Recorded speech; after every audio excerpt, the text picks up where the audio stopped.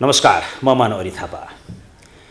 जीवनमा अथक प्रयास र मेहनत गरे पनि धेरै मानिसहरू सफल हुन सक्दैनन् र सकिरहेका छैनन्।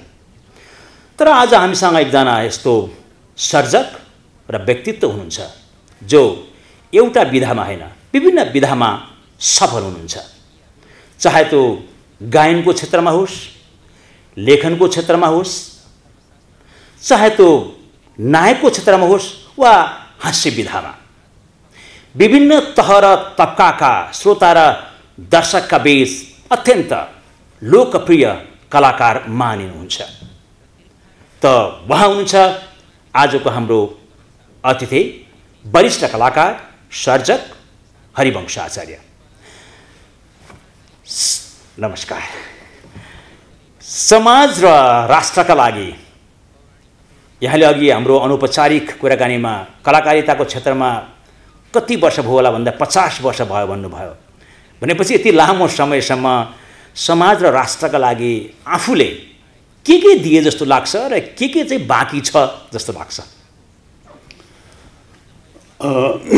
सबभन्दा पहिले यो टेलिभिजन हेर्नुहुने लाखौं लाख आदरणीय नेपाली दाजुभाइ दिदीबहिनीहरूलाई म नमस्कार टक्राउन चाहन्छु। अब राष्ट्रलाई मैले के दिएँ भन्दा पनि मैले राष्ट्रबाट धेरै चिज पाएँ। राष्ट्रलाई चाहिँ मैले एउटा मेरो उमेर दिएँ भनौँ न। अब मैले यो क्षेत्रमा अगाडि सर्न खोजेको 50 वर्ष जति हुन लाग्यो यही क्षेत्रमा लाग्नु भएको। किनभने म स्कुल जीवनदेखि नै मैले यो कलाकारिता क्षेत्रमा अलिकति पाइला टेकेको थिएँ। स्कुलको कलाकारिता शुद्ध जोड्यो भनेदेखि 50 वर्ष मैले यो क्षेत्रमा समर्पण गरेको छु, राष्ट्रलाई मैले चढाएको छु र राष्ट्रबाट चाहिँ म आज जे छु म राष्ट्रबाटै मैले यति ठुलो सम्मान पाएको छु।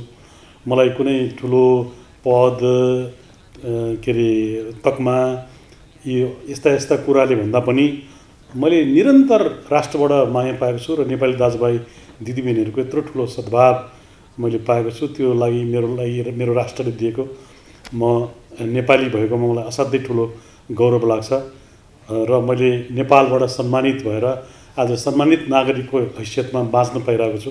त्यो नै मैले राष्ट्रबाट पाएको हुँ। राष्ट्रलाई चाहिँ मैले मेरो उमेर दिएँ। अनि के दिन चाहिँ बाँकी छ जस्तो लाग्छ भनेर मैले अर्को प्रश्न जोडेको थिएँ। राष्ट्रलाई त अब मैले जीवन दिने हो। अब यो जीवन यही राष्ट्रलाई दिएर जाने हो। अब जीवनभन्दा ठुलो कुरो त अरू केही पनि छैन, हैन? मैले यो सन्दर्भ कसरी राख्दैछु भने यो मुलुकको अत्यन्त कठिन परिस्थितिमा पनि यो राष्ट्रमा लोकतन्त्र गणतन्त्र स्थापनाका लागि अप्ठ्यारो अवस्थामा पनि यहाँहरू लगायतका कलाकारहरूले एउटा चेतना अभिवृद्धि गर्ने काममा महत्त्वपूर्ण योगदान पुर्याउनु भएको छ। अहिले के लाग्छ अहिलेको राजनीतिक माहौल र परिस्थिति यसो हेर्दाखेरि? अब राजनीतिको विकल्प भनेको राजनीति नै हो। अब राजनीतिको विकल्प भनेको अर्को त्यसको केही पनि छैन। त्यसकारणले अब बिग्रेको छ। अब जनताहरूको आकाङ्क्षा भन्दा हामी धेरै तल छौँ र जनताले चाहिँ राष्ट्रले धेरै ठुलो आशा खोजेको थियो हाम्रो राजनीतिसँग, तर त्यो अनुसार हामीले गर्न सकेनौँ, पक्कै पनि हो। र अब तर त्यसको विकल्प भनेको फेरि अब आन्दोलन गर्ने, फेरि अर्को राज्य व्यवस्था ल्याउने होइन कि यसलाई नै सपार्नु पर्यो। हामीले नैतिक शिक्षा हाम्रा बच्चाहरूलाई विद्यार्थीहरूलाई स्कुलमा पढाउँछौँ नि हामीले, त्यो नैतिक शिक्षा चाहिँ राजनीतिज्ञहरूले पढ्नु छ र नैतिक शिक्षा एकदमैमा हाम्रो राजनीतिज्ञहरू एकदम कमजोर हुनुहुन्छ र जाँच दिन लगायो भने उहाँहरूले नराम्रोसँग फेल हुनुहुन्छ। धेरैवटा सब्जेक्ट लाग्छ, होइन? त्यो कारणले अब सुधारका प्रयासहरू हामीले गर्नुपर्छ र यसको विकल्प भनेको भोट हो। फेरि ब्यालेट बक्समा खसाल्ने, त्यो पनि अब कमसेकम अब अर्को कति बाँकी छ निर्वाचित सरकार, त्योसम्म हामीले धैर्य गर्नु सक्यौँ भनेदेखि, त्यसलाई टिकाउन सक्यौँ भनेदेखि, त्यो सरकारले राम्रो गरिदियो भनेदेखि एउटा नेपालमा चाहिँ राजनीतिको स्थिरता कहिले पनि भएन भन्ने एउटा सन्देश गएको छ नि। हामी जनताहरू निराश भएको छौँ। त्यसैले यो निर्वाचित सरकारले निर्वाचनमा जनताले दिएको म्यान्डेट अनुसारको समय पार गरेर जान सक्यो भन्ने पनि एउटा रेकर्ड नै राख्न पर्छ हामीले। र म चाहिँ तुरुन्तै सरकार बिग्रियो, सरकार परिवर्तन होस् भन्ने पक्षमा म छैन। जसरी भए पनि 5 वर्षसम्म जनताले दिएको म्यान्डेटबाट अगाडि बढ्न सकोस् सरकार, त्यसको लागि सरकारले धेरै ठाउँमा चुकेको छ, धेरै ठाउँमा खोट लाउने ठाउँ छ। त्यो खोट लाउने ठाउँ चाहिँ सकेसम्म दिनु हुँदैन। नैतिक शिक्षा राजनीतिज्ञहरूले अलिक बढी पढ्नुपर्ने जस्तो भएको छ। तर अब देशमा चाहिँ अब फेरि निराशाका मात्रै कुराहरू गऱ्यो भनेदेखि पनि देशलाई राम्रो हुँदैन। अब हामीसँग केही पनि छैन, हामी खत्तम भयौँ, हामीले केही पनि गर्न सकेनौँ भन्ने कुरा पनि होइन। देशले धेरैवटा कामहरू पनि गरेको छ। परिवर्तनका धेरै कुराहरू भएका छन्, जस्तो सडक भयो, बाटोघाटो भयो, जलस्रोतमा चाहिँ हामी यति धेरै लोड सेडिङको मारमा परेको थियौँ। आज हामी जलस्रोत चाहिँ बिजुली अब बेच्न सक्ने स्थितिमा पुग्न लाग्छौँ भन्ने कुराहरू पनि सुनिन्छ होइन। र छिमेकी देशहरूसँग ठुला केही दीर्घकालीन सम्झौताहरू भएको छन्। त्यसले गर्दाखेरि देशको ढोका एकतिर मात्र होइन, 2-3तिर ढोका खोल्न सक्ने वातावरण भएको छ। त्यो चाहिँ उपलब्धि हो। यसो भनिरहँदा यहाँले जुन पछिल्लो समयसम्म आउँदाखेरि पनि एउटा हास्य व्यङ्ग्यको तर्फबाट यहाँको विकृति विसङ्गतिका विरुद्धमा लड्दै आउनुभयो, योगदान दिँदै आउनुभयो, चेतना वृद्धि गर्दै आउनुभयो भनेपछि अहिले यहाँहरूलाई यो तपाईँको कन्ट्रिब्युसन सँगसँगै अहिलेको राजनीतिक स्थितिमा विस्मत लागेको छैन, सन्तोष हुनुहुन्छ? होइन, विस्मत त छ, प्रशस्त विस्मत छ। मैले भने नि अब यसको विकल्प छैन कि। अब फेरि हामीले अब किन हामी कहिले पनि राजनीतिक स्थिरता भएन हाम्रो। अब फेरि राजनीतिक स्थिरतामा लाग्न लागेको ठाउँमा फेरि हामीले फेरि राजनीतिलाई नै फेरि त्यही हिसाबले लग्यौँ भनेदेखि जनताहरू झन् निराश हुन्छन्। अब जनताहरू निराश भयो भने युवाहरू पलायन भइरहेछन् कि अब हाम्रो देशमा केही पनि हुन सकेन, हामी केही पनि गर्न सकेनौँ भन्ने सबभन्दा ठुलो टार्गेट नै चाहिँ युवाहरूको बाबुआमाहरूको पनि आफ्नो छोराछोरीलाई सकेसम्म बाहिर पठाउने। हामीले नै पठायौँ होइन, गए उनीहरू। र त्यो वातावरण जोगाउनको लागि पनि हामीले निराशाका कुराहरू धेरै होइन। र म एउटा के पनि भन्छु भनेदेखि हामीले कम्पेरिजन गर्दाखेरि देशलाई अमेरिका, अस्ट्रेलिया, युरोपसँग दाजेर नहेरौँ।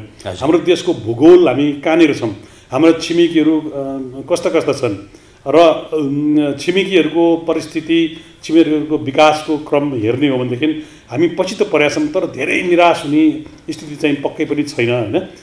एउटै अनुरोध के छ भनेदेखि राजनीतिज्ञहरूले नैतिक शिक्षामा अलिकति जोड दिनुपर्छ, अलिक पढ्नुपर्छ। र इगो असाध्यै देखिन्छ कि इगो भएको देखिन्छ क्या। राजनीतिमा असाध्यै ठुलो इगो छ, तँ ठुलो कि म ठुलो होइन भन्ने कुरा छ। त्यो होइन, पदलाई अलिकति सेक्रिफाइस पनि गर्न सक्नुपर्छ। जस्तो छिमेकी मुलुकमा पनि एउटा अब हाम्रो चाहिँ देशको प्रधानमन्त्री यो हो भनेपछि सम्पूर्ण शक्ति लागेर त्यसलाई चाहिँ कसरी सफल बनाउन सक्ने र प्रधानमन्त्रीले पनि त्यही अनुसारको व्यवहार। अब छिमेकीको लागि तितो होला तर देशको लागि चाहिँ अब मिठै कामहरू गरिरहेछन् होइन। त्यो चिजहरू हामीले सिक्नुपर्छ जस्तो लाग्छ मलाई।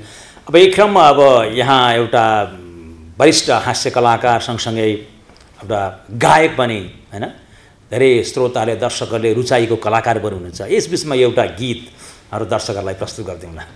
अब कति राजनीतिक कुराहरू मात्रै गर्ने गीत गर्नलाई चाहिँ अब सङ्गीत हुनु पर्यो, त्यो अनुसार बाजा बज्नु पर्यो होइन। अब त्यो अब त्यसलाई चाहिँ रेकर्ड गरेर बजाउनु पाएदेखि अझ राम्रो हुन्थ्यो। अब गीत चाहिँ म तपाईँले पहिलो गीत बरु दर्शकहरूलाई तपाईँले वास्तविक गीत गाउन थालिसकेपछि तपाईँको पहिलो गीत चाहिँ हाम्री आमा सारे नै बाठी छन् हो कि होइन? नेपाल टेलिभिजनमा मेरो गीत पहिले आएको चञ्चले गण्डकी अञ्चले। त्यो बेलासम्म चाहिँ म गीत गाउन अलिअलि गीत गाउँछु भन्ने कुरा दर्शकहरूलाई, श्रोताहरूलाई थाहा थिएन। अनि मलाई थाहा छ रोशन प्रताप राणाजीले चाहिँ नेपाल टेलिभिजनको वार्षिक उपलक्ष्यमा हाम्रो मलाई अनि सुकमित गुरुङजीलाई लिएर चाहिँ लाइभमा गाउन लाउनुभयो होइन। अनि त्यो बेला त्यो गीत यति त्यो बेलामा धेरै चल्यो नि। अनि त्यो गीत चलिसकेपछि चाहिँ मसँग म गीत पनि अलिअलि गाउन सक्दो रहेछु भन्ने कुरा त्यो बेलामा प्रमाणित भयो। त्यही गीत आज र चाहिँ अब चञ्चले पछि चाहिँ मेरो गीत त्यो चाहिँ अलिक चल्यो। त्यसपछि अनि हाम्री आमा सारे बाटी छन्, अनि त्यसपछि साझा बसमा जो पनि चढ्दैछ, पछिल्लो समयमा सारङ्गी रेटौँला भयो। अनि अहिले आएर मैले एउटा बुढो मान्छे बुढो मान्छे हामी सबै मान्छे बुढो हुन्छौँ अनि तर कसैले पनि आफू बुढो हुन मन लाग्दैन त्यो एउटा गीत गाएको छु मैले युट्युबमा राखेको छु र त्यो गीत चाहिँ अहिले युट्युबमा राम्रै मैले त्यसको पाएको छु तर त्यो गीत भन्दा पनि त्यो एउटा एक किसिमको रमाइलो सङ्गीतको सहारा लिएर एउटा बह पोखेको गीत हो त्यो होइन अनि त्यसलाई गीतै भन्छु म हजुर त्यसमा चाहिँ मैले सुनिहालौँ मैले चाहिँ एउटा बुढो मान्छेको आवाज कस्तो हुन्छ होइन त्यही आवाजमा मैले गीत बनाएर गाएको छु बुढो हुन मन छैन लौन के गर्नु बुढो हुन मन छैन लौन के गर्नु न उमेरलाई ब्याग गर्नु न त ब्याग गर्नु न उमेरलाई ब्याग गर्नु न त ब्याग गर्नु चौरी पर्या छालालाई न त तन्काउनु चौरी पर्या छालालाई न त तन्काउनु नबाङ्गेको घोडोलाई ट्वाक्क हिर्काउनु नबाङ्गेको घोडोलाई ट्वाक्क हिर्काउनु आलु जस्तो तालुलाई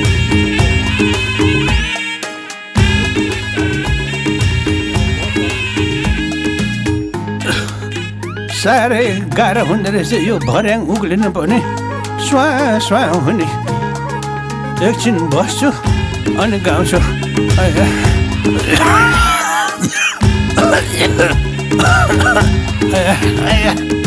बुढो हुन मन छैन लौन के गर्नु बुढो हुन मन छैन लौन के गर्नु न उमेरलाई ब्याग गर्नु न त ब्याग गर्नु न उमेरलाई ब्याग गर्नु न त ब्याग गर्नु गाह्रो हुँदो रहेछ पहिले गाउँथेँ आजकल त गाउँदाखेरि स्वा भयो चौरी पर्या छालालाई न त तन्काउनु चौरी पर्या छालालाई न त तन्काउनु न धमिलो आँखालाई कतै थन्क्याउनु न धमिलो आँखालाई कतै थन्क्याउनु कानको काम मात्रै भयो जसमा अड्काउनु कानको काम मात्रै भयो जसमा अड्काउनु केही कुरो बुझिँदैन कति कराउनु बुढो हुन मन छैन लौन के गर्नु बुढो हुन मन छैन लौन के गर्नु न उमेरलाई ब्याग गर्नु न त ब्याग गर्नु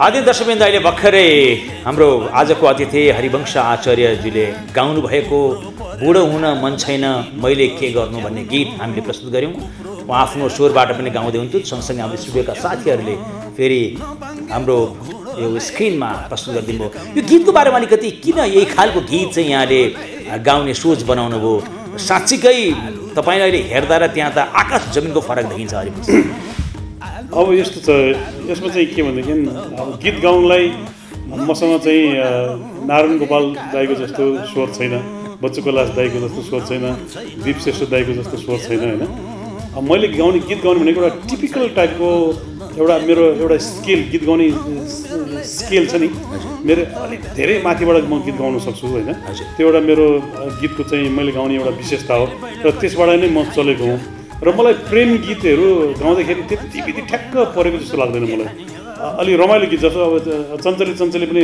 प्रेम गीतै हो तर रमाइलो खालको गीत पऱ्यो होइन अनि त्यसपछि सारङ्गी रेटोला एउटा प्रेम गीत हो तर त्यसमा चाहिँ वैदेशिक रोजगारको चाहिँ सन्देश दिएको गीत हो र मलाई चाहिँ गायक भन्दा पनि एउटा क्यारेक्टरलाई मेन्टेन गरेर गीत गायो भनेदेखि मलाई दर्शकहरूले मन पराउनुहुन्छ होइन अनि मैले सब्जेक्ट खोजेँ विषय खोजेँ के विषयमा गीत गाएदेखि हुन्थ्यो कि भनेर यसो विचार गर्दाखेरि अनि मैले चाहिँ राष्ट्रकवि माधव घिमिरेज्यूसँग चाहिँ एकचोटि प्रज्ञा भवनमा ठ्याक्क जम्का भेट भयो होइन हामी पनि गाई जात्रा महोत्सव हेर्न गएको थियौँ अनि राष्ट्रकविजी पनि गाई जात्रा महोत्सव हेरेर आउनुभएछ अनि उहाँले चाहिँ मलाई मदन दाईले त्यहाँ देखेपछि तपाईँहरूको धेरै राम्रो छ है धेरै राम्रो कस्तो राम्रो देखाउनु भयो बाबा मलाई एकदम खुसी लाग्यो भन्नु अनि कविज्यू हामीले त प्रोग्राम देखाएको थिएनौँ, हामी पनि आज हेर्न आएको, हामी पनि दर्शक भएर आएको भने जे भए पनि राम्रो भयो है, राम्रो दर्शक एकदम राम्रो देखाउनु हो भन्नुभयो। अनि मैले त्यो ठ्याक्क उहाँको स्वरलाई सम्झेँ अनि मैले एक दुईचोटि प्र्याक्टिस पनि गरेँ होइन। अनि यो चिजलाई कुनै बेलामा युज गर्छु भन्ने सोचाइ थियो मेरो। अनि एउटा बुढो मान्छे भइसकेपछि उसलाई चाहिँ एक्लोपन हुन्छ, अनि त्यसपछि उसलाई फेरि पुरानै उमेरमा फर्किन मन लाग्छ, अतीतलाई सम्झेर बिलौना गर्नु मन लाग्छ भनेपछि यो सब्जेक्टमा एउटा गीत बनाउनु पऱ्यो कि भनेर अनि मैले कविता बनाएँ गीतको। अनि कविता बनाइसकेपछि अनि त्यही स्वरलाई मैले राष्ट्रकविज्यूको चाहिँ स्वर ठ्याक्क सम्झेको थिएँ। अनि त्यही स्वरलाई चाहिँ मैले अनि सङ्गीतकार साथीसँग चाहिँ बसेर प्र्याक्टिस गरी हेरेँ होइन, रेकर्ड गरेर हेर्ने राम्रो हो भने गर्छु, नत्र क्यान्सल गर्छु भन्ने विचार गरेको थिएँ। अनि त्यहाँ एकदम राम्रो जस्तो सुन्यो होइन, मान्छेले मन पराउनु भयो। अनि त्यसपछि यसलाई मैले पूर्ण दिएँ। अनि राष्ट्रकवि माधव घिमिरेजीलाई यो गीतको बारेमा केही पछि पनि बताउनु, उहाँले यो गीत हेर्नुभयो त? मैले बनाएको छैन, बताएको छैन मैले। अब कहिलेकाहीँ मिडियाबाट आउँदाखेरि थाहा पाउनुहुन्छ। भनेपछि हामी अलिकति यो राष्ट्रको बारेमा अलिकति केही राजनीतिक एउटा को बारेमा हामी कुराकानी गरेका थियौँ। अहिले कलाकारहरू पछिल्लो समयमा विभिन्न राजनीतिक चाहिँ खेमामा अथवा विभिन्न पार्टीगत रूपमा पनि कलाकारहरू बाँडिएको देखिन्छ। त्यसले गर्दाखेरि कतै हाम्रो जुन एउटा स्वस्थ मनोरञ्जन होइन, स्वस्थ कलाकारितामा कतै आँच पुग्छ कि, अथवा यहाँलाई के लाग्छ अहिलेको कलाकारिता जुन अगाडि बढिरहेको छ नि हाम्रो सन्दर्भमा? कलाकारिता र राजनीति भनेको एकदमै छुट्टै कुरा हो होइन।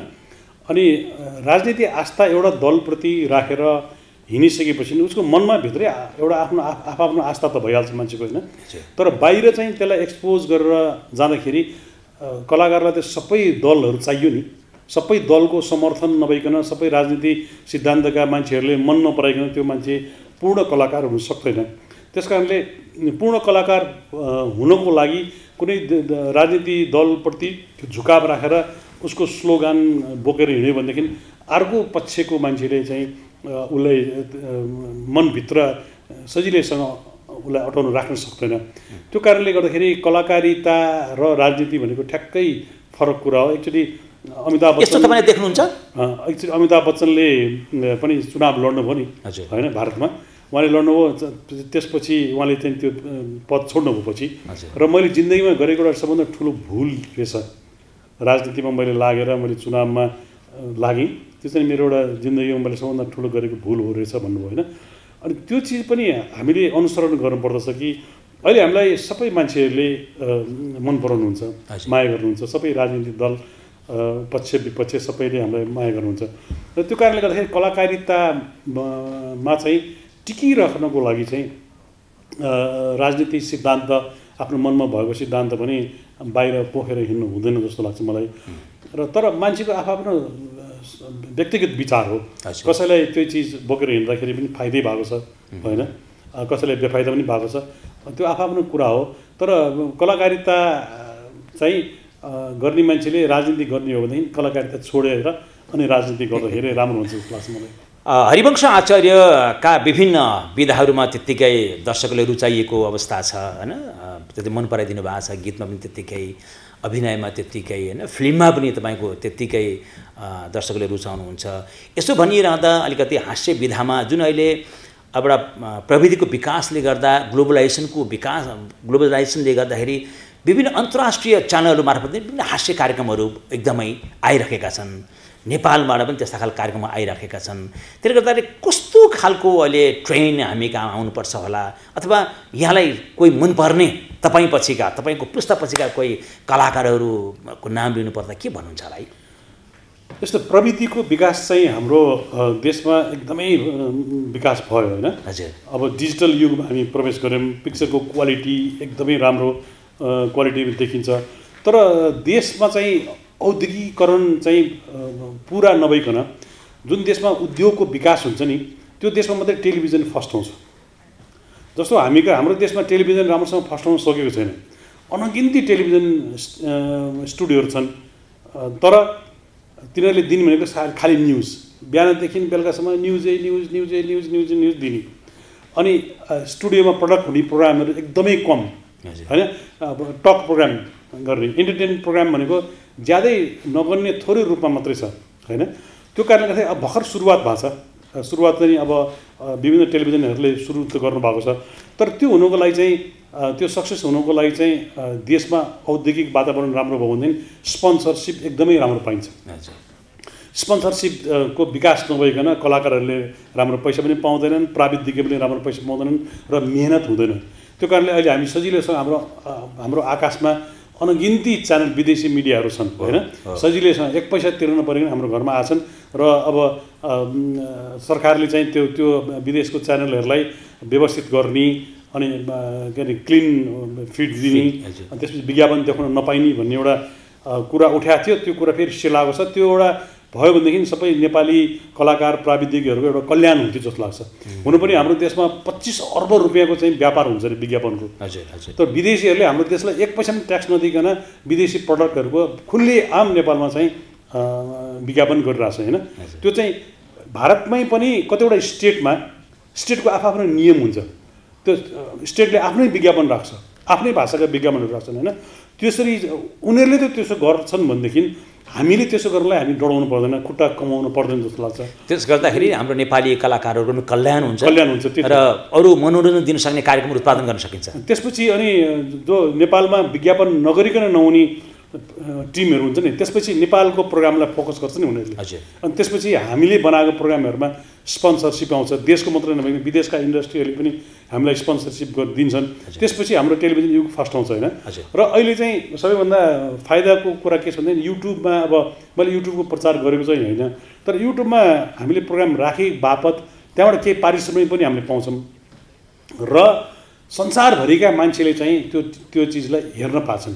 जस्तो अब 15 गते नेपाल टेलिभिजनमा 15 गते टेलिफिल्म बनाएर लालपुर्जा हामीले बनायौँ, घाँस काट्ने खुर्केर बनायौँ हामी। त्यसमा कुनै हामीलाई कुनै केही पनि एक पैसा पनि फाइदा भएन। त्यो बेला खालि टेलिभिजनमा अनुहार देखाउनलाई पपुलर हुनको लागि एउटा खुवाब थियो कि मान्छे, त्यसैले टेलिभिजनमा हामी प्रोग्राम गर्न आयौँ। तर त्यो बेलामा एक पैसा पनि नआए पनि त्यसको प्रतिफल आज पाइरहेछौँ हामीले। अहिले पनि 15 गते नेपाल टेलिभिजनमा त्यो बेला प्रसारण भएको फिल्ममा बापतको प्रतिफल अहिले पाइराख्नु भएको छ। अहिले प्रतिफल पाइरहेको छ। अहिले पनि 15 गते लक्ष्मी, चिरञ्जीवी, वनपाले यी हाम्रा टेलिभिजनहरू दिनको 1 लाखभन्दा बढी मान्छेले हेरिरहनु भएको छ। हजुर हो होइन। अनि त्यो बेलामा गरिएको चिजहरू अहिले ट्रोल भइरहेछन्। हजुर हो अब दर्शकहरूलाई अलिकति अब के प्रस्तुत गरिदिने त अलिकति हामीले कुराकानी गर्दै क्रममा हामी एकदमै नजिक अब कार्यक्रम अन्तिमतिर आइपुगेका छौँ। केही भनिदिने होला अब प्रस्तुत गर्ने भनेको म त्यसरी मेन्टल्ली त्यस्तो प्रस्तुत हुने पनि तयार पनि भएर आएको छैन होइन। अब पछिल्लो समयमा गइसकेपछि हाम्रो नेपाल टेलिभिजनबाट पनि प्रसारण भयो यो द्वन्द्व समाधानको लागि र शान्ति प्रक्रियाको लागि चाहिँ हामीले एउटा स्पोन्सरसिप भेट्टाएको थियौँ। त्यसबाट चाहिँ मदनबहादुर हरिबहादुर हुने हामीले सिरियल बनायौँ। त्यो सिरियल चाहिँ अब टेलिकास्ट भएको 10 वर्ष जति भइसक्यो। तर त्यो यति धेरै अहिले ट्रोल भएको छ नि। त्यो हरिबहादुर भन्ने क्यारेक्टर यस्तो विधि होला भन्ने मैले सोचेकै थिइनँ होइन। अहिले चाहिँ सामाजिक सञ्जालमा जताततै सर्च गरेर हेऱ्यो भने हरिबहादुर त्यो आइसक्यो। त्यस कारणले गर्दाखेरि सामाजिक सञ्जालबाट पनि हामीलाई राम्रै फाइदा भएको छ होइन। अब त्यही हरिबहादुरले नै बोलेको सानो टुक्रा। यो चाहिँ मेरो एकजना हाम्रो अफिसमा महसञ्चारमा एकजना भाइ हुनुहुन्थ्यो होइन। उहाँलाई चाहिँ हाम्रो अफिसमा जागिर खोज्दै आउनुभएछ। अनि जागिर खोज्दै आइसकेपछि सर नमस्ते भन्नु। ओहो कस्तो अचम्मको क्यारेक्टर रहेछ। नमस्ते भाइ बसौँ न। अनि मलाई चाहिँ यो महसञ्चारमा एकदमै आउन मन लाग्थ्यो सर है। अनि मलाई चाहिँ मैले खोज्दै आएको सरसँग यसो कुरा गर्न पाइन्छ कि भनेर आएको। मलाई एउटा जागिर पनि दिनु सर। अनि त्यसपछि ओहो गजबको क्यारेक्टर रहेछ। उसलाई अफिसमा हामीलाई एउटा स्टाफ पनि चाहिरहेको थियो। अनि उसलाई चाहिँ जागिर दिनु पायो भनेदेखि हामीलाई अफिस पनि रमाइलो हुन्छ भनेपछि अनि हामीले सानो जागिर दियौँ।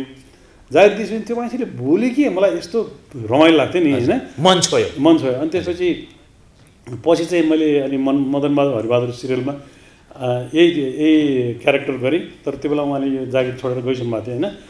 अनि फोन गर्नुभयो त्यो टेलिकास्ट भइसकेपछि। ओ सर नमस्ते सर। मैले त हिजो सरको प्रोग्राम हेरेँ नि त्यो मदनबहादुर हरिबहादुर। कस्तो रमाइलो छ। अनि के भने त मान्छेले भनेर ए सबैले मेरै एक्टिङ गर्नुभयो भनेर भन्छ सर मलाई त सरले रोयल्टी दिनुपर्छ रोयल्टी चाहिन्छ सर मलाई भन्नुभयो त्यो क्यारेक्टरलाई चाहिँ मैले एउटा ड्रामा बनाएर गरेको एकदम राम्रो भयो। हजुर हो। अब एउटा अन्तिममा हामी कार्यक्रमको अन्तिममा अब आइपुगेका छौँ। एउटा नसोधी नहुने एउटा प्रश्न छ, मदन कृष्ण श्रेष्ठसँगको तपाईँको सम्बन्ध के हो? यो कहिले नटुट्ने सम्बन्ध के हो? यो चाहिँ अब दर्शकहरूले एकदमै यो हामीले भित्री कुरा बताइदिनुहोस् त के हो? उपहार हो एउटा, यो नेपालबाट एउटा महजोडी भनेर पाएको एउटा उपहार हो र मदन दाई र म दुईजनै गोरु हौँ। दुईजना गोरु एउटा हल गोरु हो। हल गोरु म एउटा गोरु हुँ, मदन दाई पनि एउटा गोरु हुनुहुन्छ होइन। दायाँ चाहिँ को छ, बायाँ कि को हो गोरु? होइन त्यो दुईटालाई दायाँ बायाँ जता पनि राखिन्छ। कहिले काहीँ यता पनि कहिले यताबाट राखिन्छ, कहिले यताबाट राखिन्छ। र हामीले दुईजना मिलेर नेपाली हास्य व्यङ्ग्यको बाटोलाई केही जोत्यौँ। जोत्नु भयो होइन? हजुर। गोरुले बाटो बनाउँछ नि। हजुर हो। अनि त्यसमा चाहिँ गोरुले जोतिसकेपछि हामीले हास्य व्यङ्ग्यका धेरैवटा बिउहरू छर्यौँ, रोप्यौँ र त्यो एउटा समय पनि हो। हामी एकदम भाग्यमानी पनि के रहेछ भनेदेखि हामी यस्तो समयमा जन्मियौँ कि त्यो बेलामा जब रेडियोमा श्रोताहरूको बिगी थियो, श्रोताहरू थियो, त्यो बेलामा हामीले रेडियोमा पनि प्रोग्राम गर्नु पायौँ। नेपालमा टेलिभिजनको युग सुरु भयो। नेपालको टेलिभिजनको युगमा पनि हामीले यो युगको पनि सदुपयोग गर्न सक्यौँ। त्यसपछि रङ्गमञ्चको युग पनि सुरु भयो, रङ्गमञ्चको युग पनि सुरु भयो, हामीले नै त्यसको सदुपयोग गऱ्यौँ। र नेपालमा व्यावसायिक कलाकारिताको सुरुवात पनि हामीले गरेको हो भनेर भन्यो भने फरक नपर्ला जस्तो लाग्छ, भाग लागेको जस्तो नहोला जस्तो लाग्छ। किनभने त्योभन्दा पहिले कलाकारहरूलाई रङ्गमञ्चमा प्रोग्रामहरू प्रदर्शन गर्दाखेरि अलिअलि साधारण बकस सकस दिइन्थ्यो, साधारण पारिश्रमिक दिइन्थ्यो। तर व्यावसायिक रूपमा चाहिँ प्रोग्राम सुरु गऱ्यौँ मदन दाइ र मैले। यसो भनेर तपाईँले नाम पनि कमाउनु र दाम पनि कमाउनु भयो। पक्कै पनि यो कलाकारिताको क्षेत्रबाट चाहिँ सम्पन्न मान्छे हुन सक्यौँ हामी दुईजना होइन। त्यो एउटा सबभन्दा ठुलो एचिभमेन्ट हो। र देशमा चाहिँ ठुल्ठुलो व्यवस्थाहरूको परिवर्तन भए त्यसमा पनि हामीले केही न केही रूपमा हाम्रो सकेको कलाकारिताबाट हामीले केही योगदान दिने कोसिस गऱ्यौँ। र त्यो नै महजोडी भनेर चाहिँ चिनिने र पछिसम्म एउटा बाँच्ने आधार एउटा तयार भयो। अब इच्छा के भनेदेखि अब मदन दाइ र मैले सहकार्य गरेको 40 वर्ष भयो। हजुर होइन? अब छोटकरीमा एकदम समय छ। 40 वर्ष भयो। 40 वर्षसम्म निरन्तर हामी चाहिँ आजसम्म पछाडि फर्केर हेर्नु परेको छैन होइन। त्यो दुईजनाको सहकार्य मित्रताको एउटा प्रतीक हो र यो प्रतीक चाहिँ सधैँ बाँचिरहोस् भन्ने एउटा कामना हो हाम्रो। अब सम्भवतः अब अन्तिम प्रश्न, जुन अहिले पछिल्लो समयमा तपाईँले पहिला खेलेका टेलिफिल्महरू अथवा ड्रामाहरू चाहिँ यो अलिक सोसियल मिडियामा एकदम ट्रेन्डिङमा परिरहेछ नि, के मतलब हो र एसएलजी पास गरेको लगायतका कुराहरू यहाँलाई कस्तो लाग्छ? त्यो बेलाको पनि अहिले पनि त्यत्तिकै, किनभने अहिलेको सोसियल मिडिया भनेको त युवाहरू पनि त्यत्तिकै चलाइरहेको देखिन्छ। तर यस्तो लाग्छ मलाई चाहिँ जुन बेला हामीले त्यो बेलामा प्रोग्राम गऱ्यौँ नि, हजुर, त्यो फेसन अहिलेसम्म पुरानो भाग रहन्छ क्या। रिपिट भ्यालु चाहिँ रहेछ हाम्रो प्रोग्राममा। एउटा सबभन्दा खुसी लाग्यो कि भने आजको 30 वर्ष अगाडि गरेको, 40 वर्ष अगाडि देखाएको बनाएको टेलिफिल्मको पनि अलि रिपिट भ्यालु त्यति नै रहेछ। भनिसकेपछि साँचो कलाकारिता कहिले पनि मर्दैन भन्ने एउटा उदाहरण पनि हुन गयो कि जस्तो लाग्छ मलाई। र अब हामी बाँच्ने भनेको त्यही त हो नि। अब सामाजिक सञ्जालमा जुन आज हामीले स्याबासी पाएको छौँ, अब हामीले मान्छे भनेको सधैँ बाँच्दैन, काम बाँच्ने हो। त्यो काम चाहिँ अब हाम्रा पछिका धेरैवटा जेनेरेसन पछिका मान्छेहरूले पनि नेपालमा यस्तो मान्छे रहेछन् भनेर थाहा पाउने, हेर्ने एउटा आधार तयार भयो। हजुर, विज्ञानको फाइदा लियौँ हामीले। हजुर हजुर। हरिवंश आचार्य मदन कृष्ण श्रेष्ठ भन्ने बित्तिकै अब धेरै मिडियाहरूमा, पत्र पत्रिकामा सबै अब अन्तर्वार्ता धेरैलाई थाहा छ, धेरै कुराहरू यहाँले प्रदर्शन भएको छ।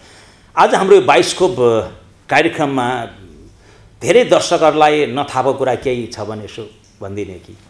नथाहा भएको कुरा केही पनि छैन। भोलिको कुरा मलाई थाहा छैन, मलाई त्यति हो। आजको कुरा त मैले के भनेदेखि मेरो चिना हराएको मान्छे भन्ने मेरो चाहिँ आत्मकथामा लेखेँ, मदन दाइले महको म भनेर लेख्नुभयो। त्यसमा लुगाउनु पर्ने कुरा केही पनि छैन क्या। मैले त्यसमा केही पनि चिज धाग लगाएको छैन। म कस्तो थिएँ, म जिरो थिएँ, जिरोबाट अब आज यो ठाउँमा आइपुग्न सकेँ। त्यसमा केही कुरा पनि नलुगाइकन सबै लेखेको छु र दर्शकहरूलाई थाहा नदिने कुरा केही पनि छैन होला मसँग।